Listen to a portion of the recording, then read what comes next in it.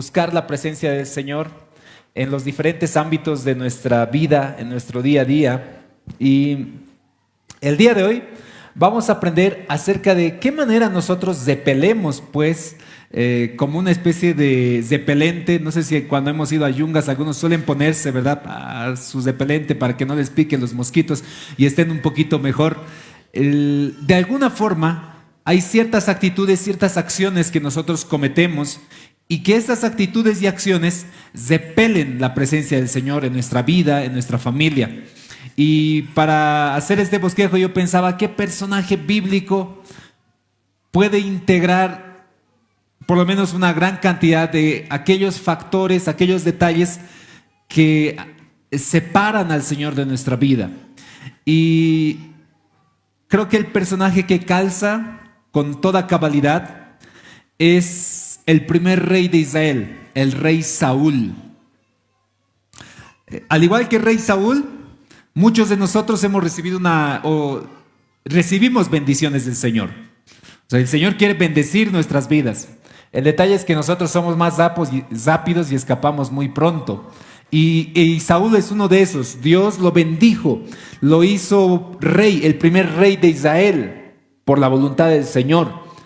Es ungido como rey, pero Saúl hasta el segundo año va a empezar a tomar muchas malas decisiones, al punto que en algún momento el Señor va a decir: me pesa haber puesto a Saúl como rey. En otras versiones dice: estoy cansado de tener al rey, a Saúl como rey. Y eso debe ser muy triste. No sé si alguna vez ustedes han escuchado esas palabras de alguien que les ha dicho: oye, ya estoy cansado de esto, ya estoy cansado de esta relación, o ya estoy cansado de ti, o ya estoy cansado de este trabajador, ya lo vamos a sacar, ya estoy cansado, ya me ha llegado al copete, de una vez lo bajaremos, denle su carta de despido porque ya es suficiente con él. O quién sabe en el liderazgo, ¿no? Alguna vez podemos decepcionarnos o cansarnos de alguien y decir: no, ya hemos dado muchas oportunidades, hasta ahí nomás será. Y Saúl es justamente uno de estos personajes. Vamos a buscar en nuestras Biblias el libro de 1 Samuel, capítulo 13, y el día de hoy vamos a hacer un amplio estudio de la caída de Saúl y vamos a ver qué factores podemos nosotros tener al igual que Saúl, los cuales van a tener como resultado que Dios pueda decir de nosotros: ya estoy cansado de este personaje, lo he tratado de bendecir, he intentado bendecir su familia, su hogar, su trabajo, pero ya me he cansado. Qué tristes palabras escuchar eso del Señor para cada uno de nosotros. Espero que nunca diga eso el Señor de nosotros. Dice así, 1 Samuel capítulo 13. Había ya reinado Saúl, el versículo 1, un año. No duró mucho tiempo y ya estaba empezando a cometer errores. Un año.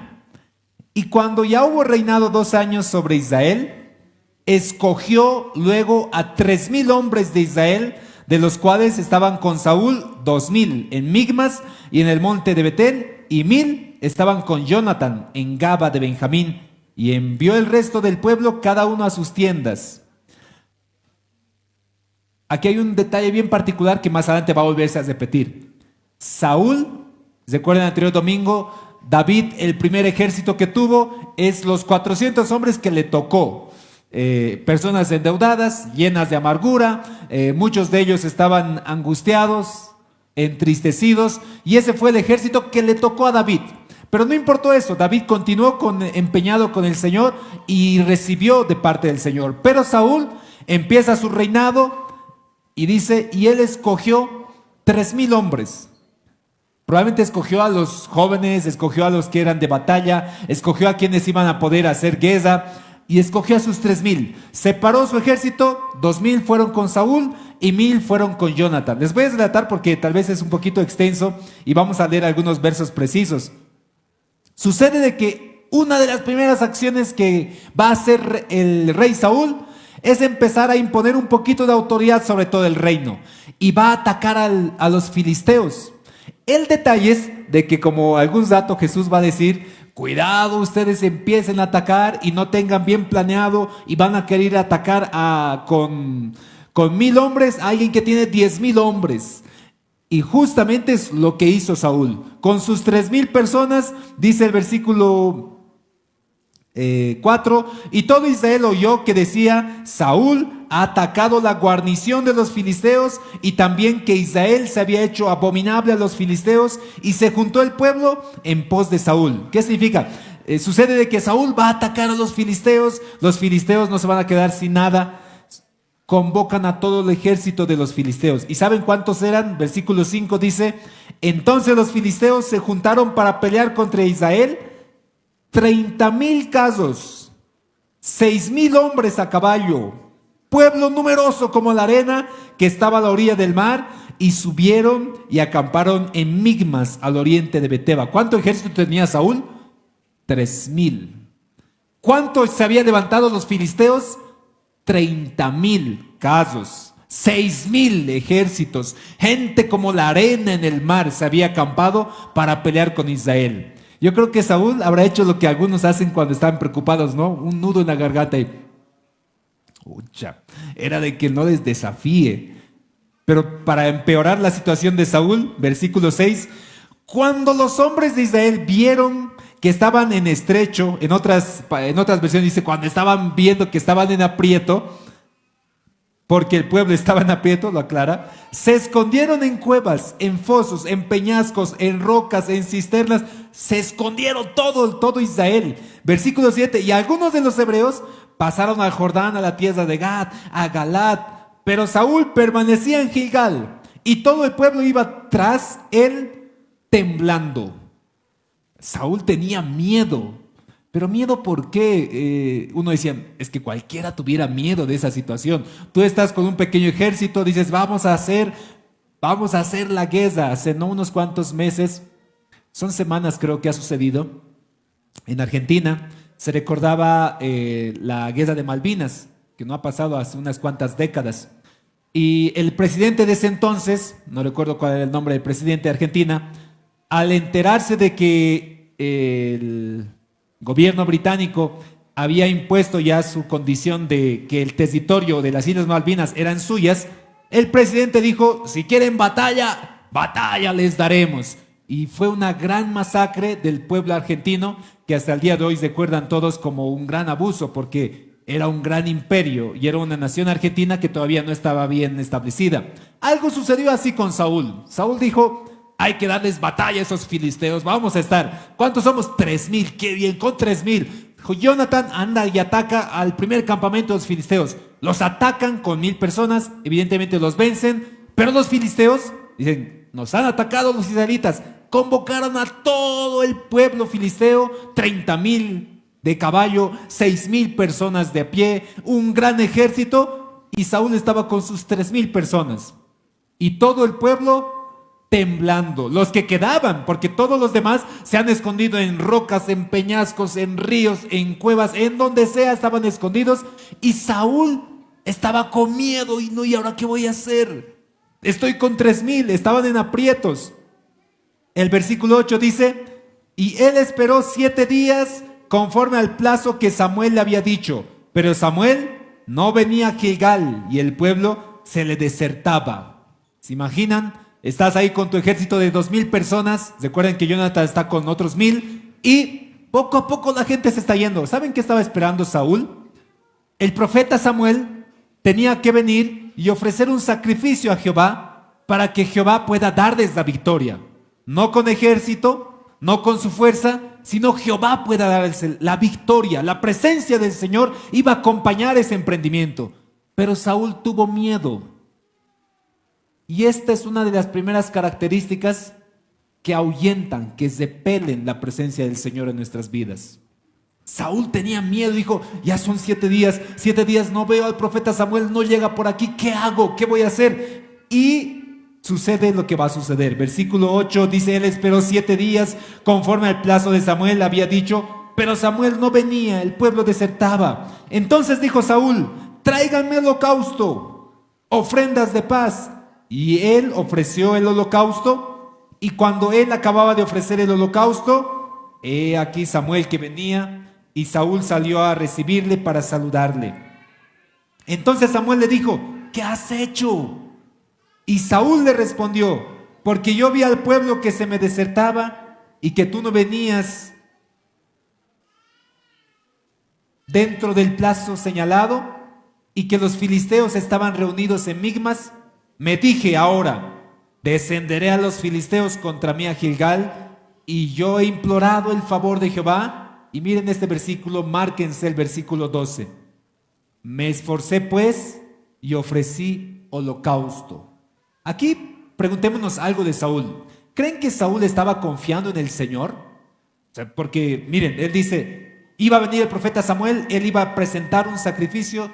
Si hay un sonido. Va a presentar un sacrificio, ahora sí está mejor, ¿no? Va a presentar un sacrificio. El asunto es de que llegan los 7 días, Samuel dice no llega, o Saúl dice no está llegando Samuel, ¿qué voy a hacer? Ve que el pueblo está desertando y dice ya tráigame los sacrificios, vamos a empezar a hacer el sacrificio. Y él por su propio esfuerzo dice voy a presentar, ¿por qué? Porque él creía que esto simplemente era una especie de amuleto. Él decía que si yo presento el sacrificio a Jehová, Jehová me va a acompañar, yo confío en Jehová. Y es más, él lo aclara y dice, yo me esforcé y ofrecí holocaustos al Señor. O sea, sinceramente, parecía que confiaba en el Señor, pero no era así. O sea, uno confiaba, es como una relación. Hay aquí muchos que están casados. Probablemente muchos de ustedes puede hacer que tengan conflictos, y aquellos que están noviando también, suelen tener conflictos de celos. Es un tema muy recurrente dentro de las parejas. Y uno puede decir, ¿confías en tu esposo? Sí, confío en mi esposo. ¿Confías en tu esposa? Sí, confío en mi esposa. Pero tengo miedo todavía. ¿Qué te voy a hacer? Rubén, ahora sí. El asunto de la confianza involucra pues una total confianza. Acá Samuel le decía, oye, ¿qué has hecho? Y él dice, es que Señor, Samuel, yo tenía miedo, porque el pueblo se me estaba desertando, entonces yo ofrecí holocausto y me esforcé y ofrecí holocausto. El detalle es que lo único que estaba demostrando Saúl aquí es que no estaba confiando en el Señor. Porque cuando él estaba empezando a ver gente que se iba, su confianza estaba puesta en el ejército que él había organizado. Y mientras se iba yendo la gente, él decía, uy no, ahora sí me voy a quedar solo y como que mi ejército me deja, no creo que el Señor esté conmigo, ofreceré el sacrificio. Estaba demostrando prácticamente que la confianza que él decía tener al Señor no existía. Le decía que en una relación de pareja, uno puede decir, yo confío en mi esposa, yo confío en mi esposo, pero si todavía sigue el miedo ahí de que te va a traicionar, te va a engañar, tú vas a seguir todavía con ese miedo y eso no se llama confianza.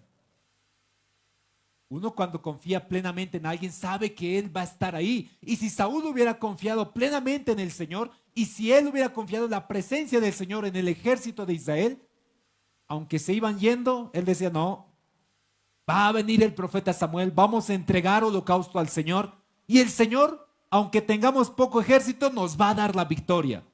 Pero Saúl no demostró eso. Una de las primeras características que debemos cuidar, mis queridos hermanos, en nuestras vidas, el miedo. ¿A qué le tienes miedo el día de hoy? ¿Estás empezando un pequeño negocio? ¿Estás empezando tu emprendimiento? ¿Estás empezando una relación de familia? ¿Estás empezando a cuidar a tus hijos? ¿Confías plenamente en el Señor? Cuando nosotros, por ejemplo, pasamos momentos de salud difíciles y enfermamos, a veces nos entra el miedo, decir, ¿y si nos pasa lo peor? ¿Y si fracasamos en esto? ¿En dónde está la confianza que tú tienes? ¿Está en el Señor? Saúl no había depositado la confianza en el Señor. Saúl es notorio que él había depositado la confianza en el ejército que había organizado, en sus fuerzas que tenía. Y vamos a ver cómo a lo largo de este pasaje hay otros personajes que son diferentes a Saúl. Entonces, le dice el profeta Samuel, versículo 13, locamente has hecho, no guardaste el mandamiento de Jehová tu Dios, que él te había ordenado, pues ahora Jehová hubiera confirmado tu reino sobre Israel para siempre. Mas ahora tu reino no será duradero. Jehová se ha buscado un varón conforme a su corazón, el cual Jehová ha designado para que sea príncipe de su pueblo, por cuanto tú no has guardado lo que Jehová te mandó. Y levantándose Samuel, subió a Gilgal y a Gaba y a Benjamín, y Saúl contó la gente que se hallaba con él como 600 hombres. ¿Cuánto tenía antes? 3,000. Ahora, ¿cuánto ya le quedaba? 600. Les voy a relatar lo que va a acontecer en los siguientes capítulos. Capítulo 14, sucede ya que evidentemente van a presentar un sacrificio, pero a pesar de ello el pueblo sigue todavía con miedo. Sigue temeroso porque ahí seguían los 30,000 gente de a caballo, 6,000 gente de a pie. Mi ejército, 600, todavía temblando. No es que ahora llega el profeta Samuel y dice, no, ahora sí vamos a estar. Estamos 600, somos 600. Jonathan, su hijo de Saúl, estaba en otro lugar y esto es lo que va a pasar. Capítulo 14, versículo 6.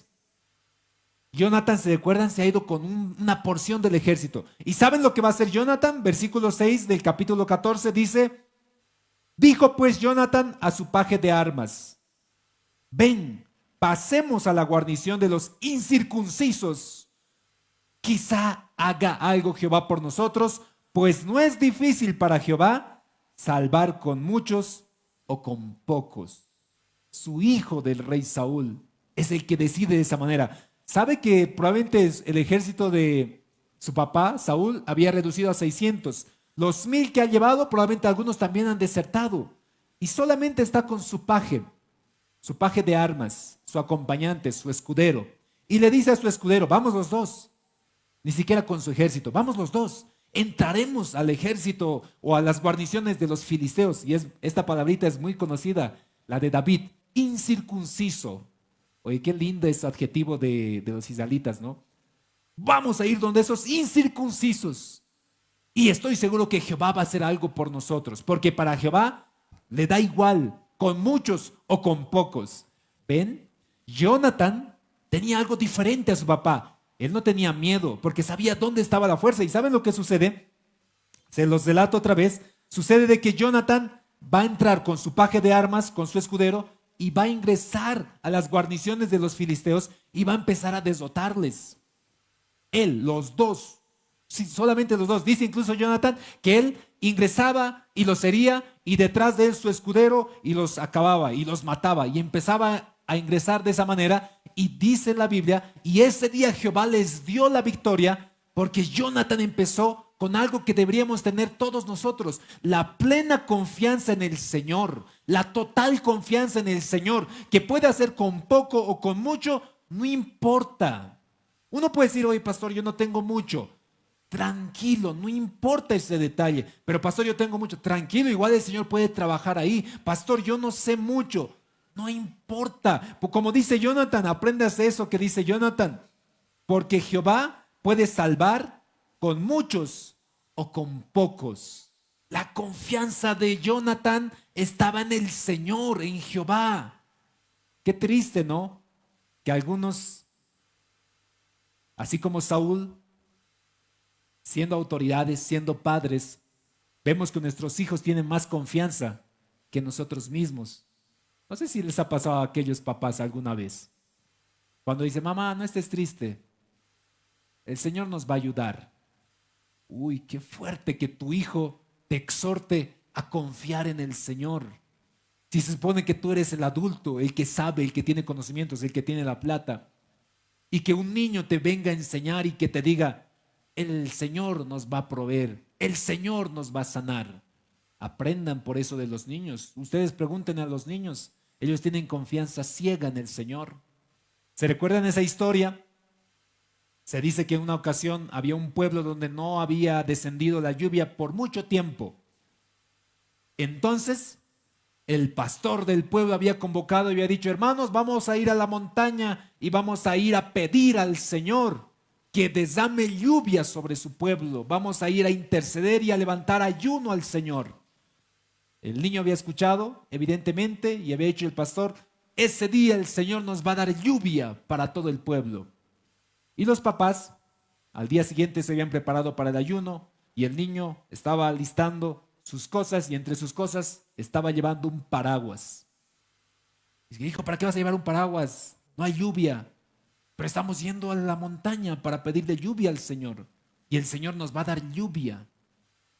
Es ese tipo de fe que el Señor busca en nosotros. Jonathan no tenía un gran ejército, es más, abandonó al ejército, porque más adelante va a decir la Biblia, por eso les voy a dejar ahí como tarea, lean capítulo 13, 14 y 15 de Samuel.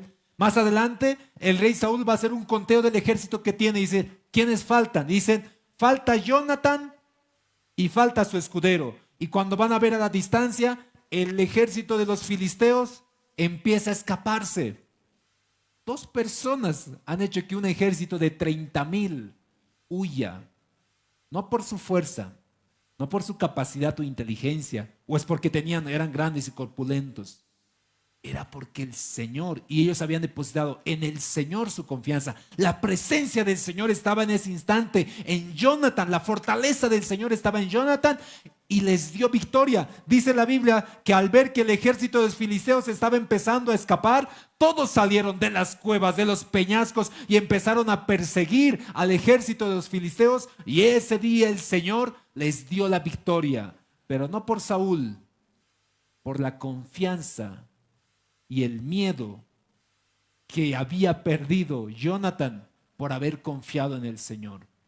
Cualquiera de nosotros hubiera tenido miedo, y el miedo es una emoción natural del ser humano, pero cuando estamos en Cristo debemos entender lo que dijo Pablo a Timoteo. Timoteo, el espíritu que el Señor nos ha dado, o el Señor no te ha dado un espíritu de cobardía o de miedo, sino de poder, de amor y de dominio propio.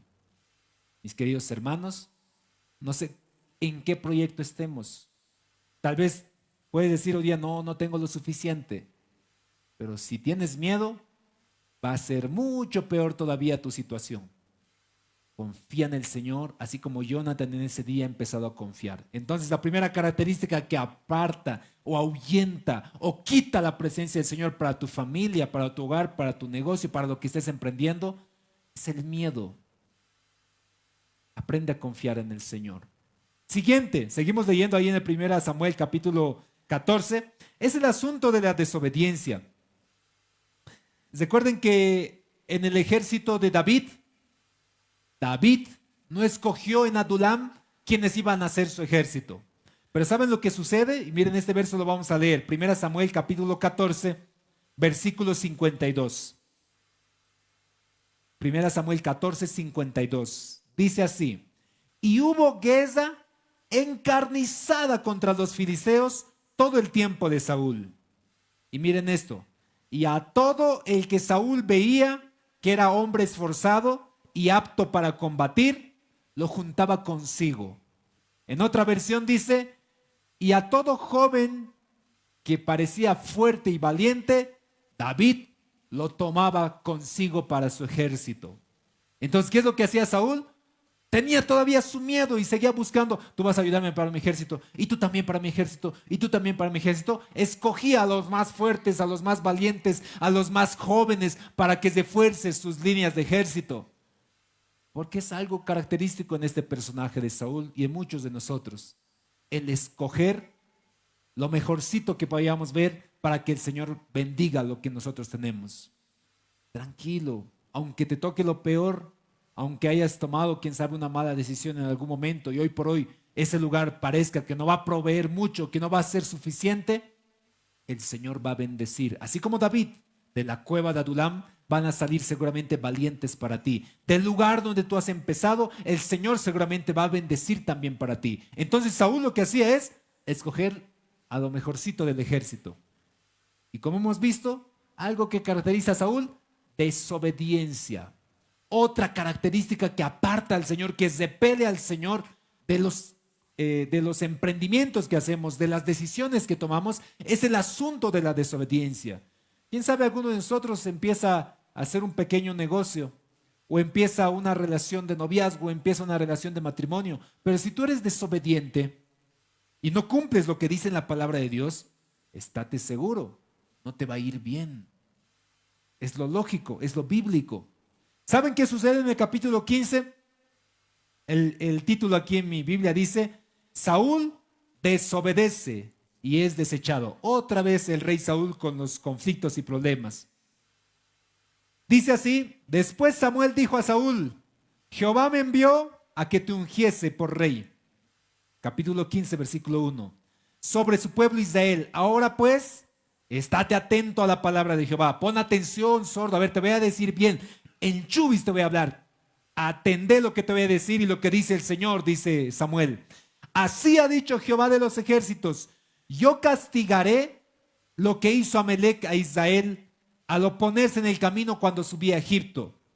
Ve pues, hiere a Amalec, destruye todo lo que tiene y no te apiades de él. Mata a hombres, mujeres, niños, aun los de pecho, vacas, ovejas, camellos y asnos. Saúl pues convocó al pueblo y les pasó que revista en Telaim 200,000 de a pie y 10,000 hombres de Judá. Y vinieron Saúl a la ciudad de Amalec, la puso emboscada en el valle, y dijo Saúl a los eneos: idos, apartaos, salid entre Amalec, para que no os destruya juntamente con ellos, porque vosotros mostrasteis misericordia a los hijos de Israel. Y cuando subían a Egipto, y se apartaron los eneos entre los hijos de Amalec. Y versículo 7, Saúl derrotó a los amalecitas desde el Ávila hasta llegar a Shur, que está al oriente de Egipto. Y tomó vivo a Agag, rey de Amalac, pero a todo el pueblo mató a filo de espada. Y Saúl y el pueblo perdonaron a Agag, y a lo mejor de las ovejas, y el ganado mayor, de los animales engordados, de los carneros, y de todo el pueblo, y no quisieron destruir, mas todo lo que era vil y despreciable, destruyeron. Y vino palabra de Jehová a Samuel diciendo, y miren esto, qué dolor, me pesa haber puesto por rey a Saúl, porque se ha vuelto en pos de mí y no ha cumplido mis palabras. Y se apesadumbró Samuel y clamó a Jehová toda aquella noche. ¿Qué sucedió con Saúl? Desobedeció. Esto es bien clásico en la Biblia. En muchas ocasiones, el Señor da instrucciones bien precisas, bien específicas. ¿Se recuerdan a Moisés, que es igual un caso similar? Moisés en el desierto, la primera vez Dios le dice, golpea la roca y va a salir agua. Y Moisés golpeó la roca y salió el agua. En la segunda ocasión, en otra circunstancia donde el pueblo le dijo, queremos agua, Moisés. Dios le dijo a Moisés, Moisés, háblale a la roca y la roca va a dar agua. Y Moisés, ¡pam!, le golpeó porque estaba enojado a la roca, salió agua. Pero Dios le dijo, por cuanto has hecho esto, tú no vas a pisar la tierra prometida. Por una sencilla instrucción. Acá Saúl recibe por parte de Samuel la instrucción que el Señor le había dicho. Vas a atacar a Amalec, la vas a destruir totalmente, no va a sobrevivir nadie, ni un animal, ni cordero, ni vaca, ni niño, nada tiene que sobrevivir, todo tienes que destruir completamente. Y Saúl desobedece. Uy, dice, pero tan sencilla la desobediencia, sí. Toma como prisioneros a los reyes de Amalec, ve algunas ovejas, algunos corderos muy apetecibles para el sacrificio, por si acaso, dice Samuel, más adelante le va a decir eso, y lo aparta. Y después sí, cumple más o menos a medias todo lo que le había dicho y destruye todo. Dios le dice a Samuel, Samuel, ya estoy cansado, ya estoy harto del rey Saúl. Me pesa tenerlo como rey, es un peso. Versículo 12 dice, madrugó luego Samuel para ir a encontrarse a Saúl por la mañana, y fue dado aviso a Samuel diciendo, Saúl ha venido a Carmel, he aquí se levantó un monumento, y dio la vuelta y pasó delante y descendió a Gilgal. ¿Saben lo que había hecho Saúl de paso todavía? Se construyó una estatua, ahí el rey Saúl, vencedor. El orgullo y la soberbia, que enseguida vamos a ver otro elemento, es otro detalle que aparta también al Señor de nuestras vidas. Saúl se había construido una gran estatua por la victoria del rey Saúl. Y dice, versículo 13, vino pues Samuel a Saúl y Saúl le dijo, bendito sea Jehová, o seas tú de Jehová. Yo he cumplido la palabra de Jehová. Samuel entonces le dijo, pues qué balido de ovejas y bramido de vacas es este que yo oigo en mis oídos. Y Saúl respondió, de Amalec los han traído, porque el pueblo perdonó lo mejor de las ovejas y de las vacas para sacrificarlas a Jehová tu Dios. Por lo demás, lo destruimos. Entonces dijo Samuel: déjame declararte lo que Jehová me ha dicho esta noche. Y él respondió: di. Y dijo Samuel: aunque eras pequeño entre tus propios ojos, ¿no has sido hecho jefe de las tribus de Israel, y Jehová te ha ungido sobre el rey de Israel? Jehová te envió una misión y dijo: ve, destruye a los pecadores de Amalec y hazles guerra hasta que los acabes. ¿Por qué pues no has oído la voz de Jehová, sino que vuelto el botín has hecho lo malo ante los ojos de Jehová? Y Saúl respondió a Samuel: antes bien obedecido la voz de Jehová, y fui a misión que Jehová me envió, y he traído a Agag, rey de Amalec, y he destruido a los amalecitas. Mas el pueblo tomó el botín, las ovejas y las primicias del anatema para ofrecer sacrificios a Dios en Gilgal. Uno puede decir: oye, es una buena intención. O sea, ¿saben lo que sucedió? Saúl dijo: miren, estas ovejas las voy a presentar como una ofrenda a Jehová. Dice: es bueno, parece que es bueno. Es que, mis hermanos, y es lo que va a decir el profeta Samuel, no es el asunto de la ofrenda. Ayer justo con los jovencitos en Raíces conversábamos esto de los diezmos y las ofrendas. El asunto de los diezmos y las ofrendas no es un asunto de obligación. No es algo que el Señor nos exija. Es un asunto de obediencia. Es un asunto de agradecimiento. Acá Samuel le va a decir: oye, el Señor no quiere tus sacrificios. El Señor lo que quiere es tu obediencia. ¿Para qué vas a sacrificar si es algo que tal vez ese Señor ni siquiera lo ha pedido? El asunto de los diezmos y ofrendas va también en ese sentido. Ayer les dábamos un ejemplo bien claro.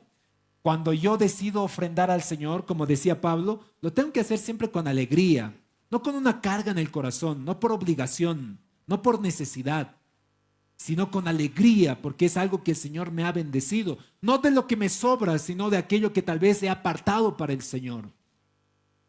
Acá, el rey Saúl otra vez vuelve a desobedecer las instrucciones del Señor. ¿Recuerdan la anterior? Decía: Saúl espera a Samuel, va a llegar Samuel y vas a levantar sacrificio. Tranquilo. Saúl se desespera por el miedo y él solito levanta el sacrificio. Otra vez el Señor dice: ya, Saúl, atende bien, pon atención, destruyes todo. Eso es la única instrucción. Todo destruyes, nada más. Y Saúl otra vez vuelve a desobedecer. Y esta vez literalmente el Señor le va a decir: es roto tu reinado, hasta aquí llegaste, porque voy a ungir a un rey conforme a mi corazón. Y saben, lo último para terminar, ya de por sí Saúl estaba cometiendo esto. Se había hecho una estatua para él, una construcción para que la gente diga: oh, aquí está mi estatua por la gran victoria del rey Saúl. Tenía un orgullo terrible Saúl. ¿Y saben por qué? Porque en el capítulo 15, porque Samuel le va a seguir instruyendo, versículos 15, perdón, capítulo 15, versículo 22.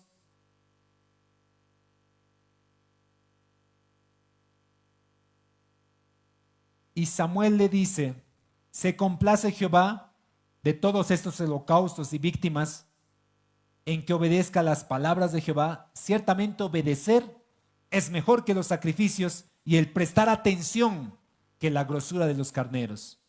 Porque como pecado de adivinación es la rebelión, y como ídolos la idolatría y la obstinación.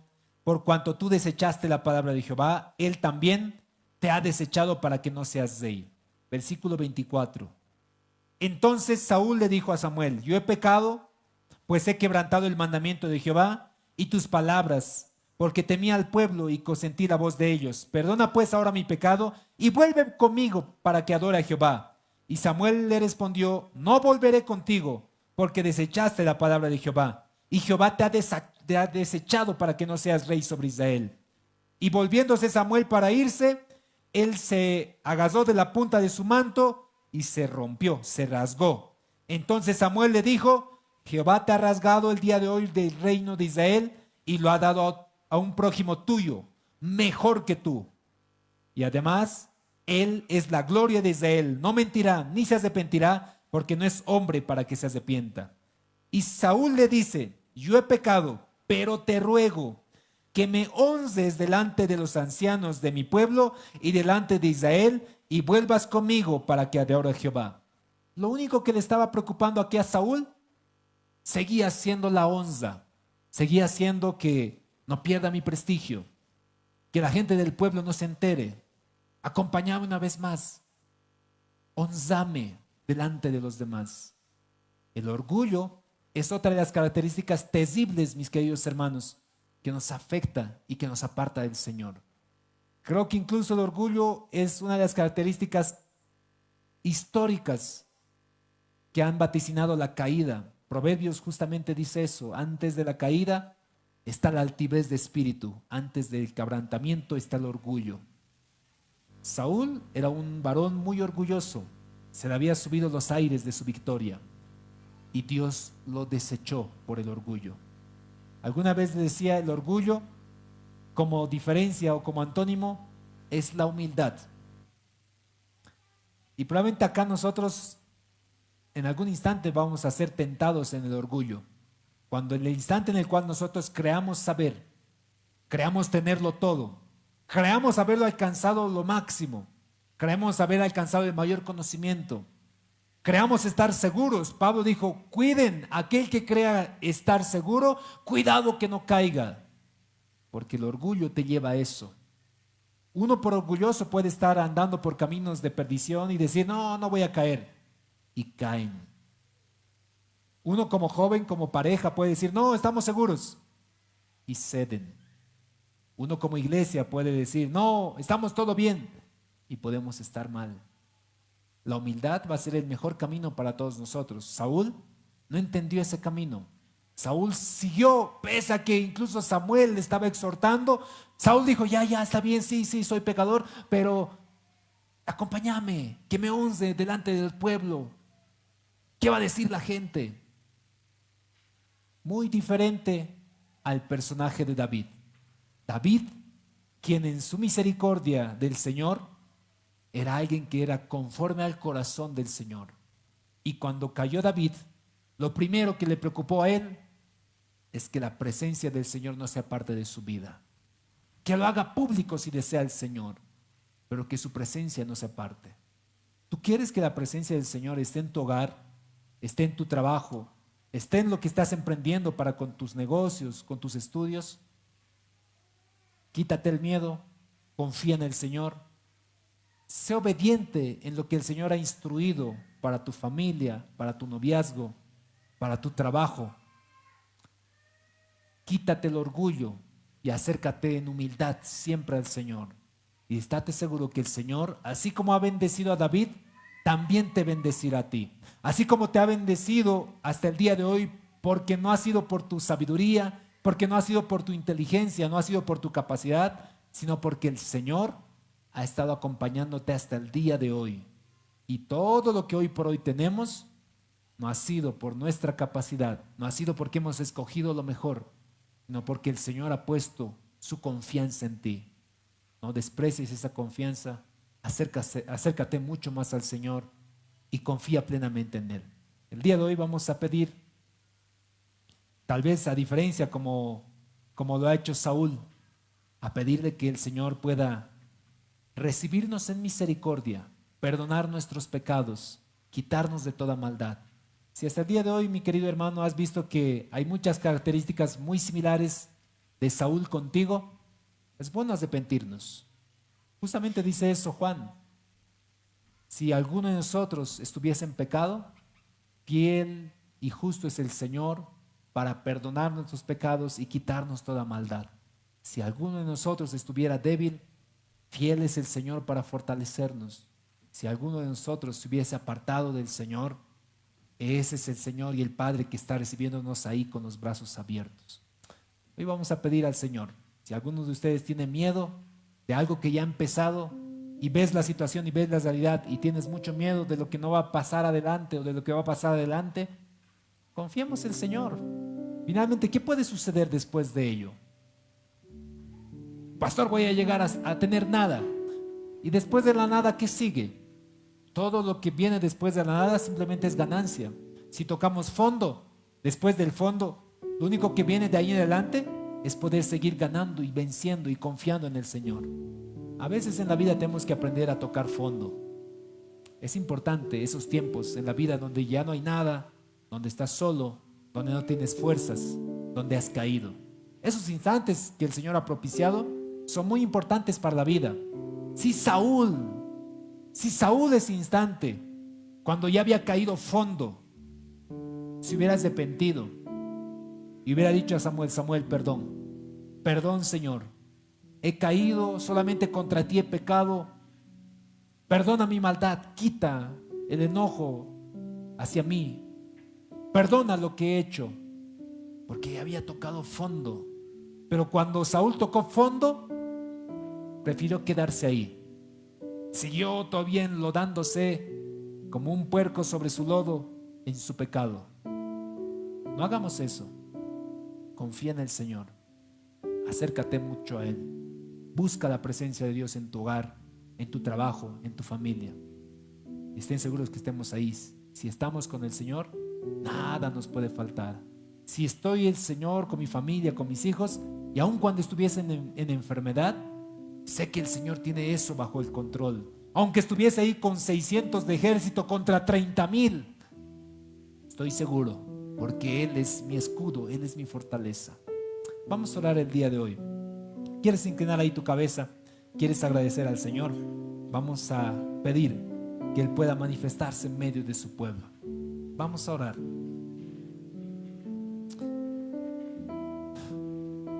Gracias, Señor Dios.